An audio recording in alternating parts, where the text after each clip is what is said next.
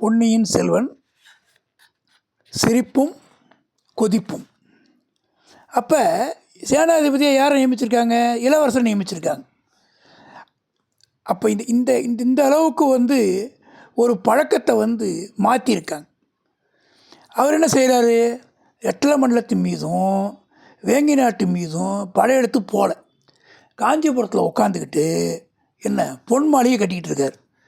வீரப்பெருங்குடியில் பிறந்த வீராதி வீரரில் உங்களை கேட்குறேன், இதுக்கு முன்னாடி தமிழ்நாட்டில் எந்த மன்னராவது தாம் வசிக்கிறதுக்கு பொன்னால் மாளிகை கட்டியதுண்டா?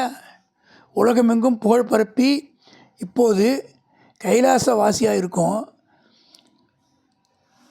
மதுரை ஈழமும் கொண்ட பராந்தக சக்கரவர்த்தி கூட தாம் வசிக்கிறதுக்கு பொன் மாளிகை கட்டிக்கல. எல்லாருக்கும் தெரியும். தில்லை சிற்றம்பலத்துக்கு தான் பொற்கூரை வேஞ்சார். ஆனால் இளவரசர் ஆதித்த கரிகாலர் தாம் வசிக்கிறதுக்கு காஞ்சிபுரத்தில் பொன் மாளிகை கட்டுறார். பல்லவ சக்கரவர்த்தியின் தலைமுறையாக வாழ்ந்து ராஜ்ய பாரம் புரிந்த அரண்மனைகள் தான் இவருடைய அந்தஸ்துக்கு போதலையாம். பல்லவருடைய அரண்மனை போதலை.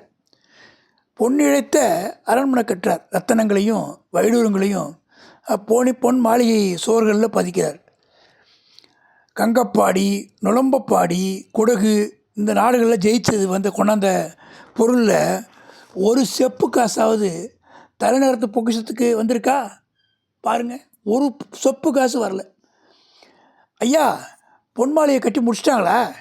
ஆமாம், முடிஞ்சிச்சு அப்படின்னு என்னுடைய அந்தரங்க ஒருத்தர் சொன்னான்.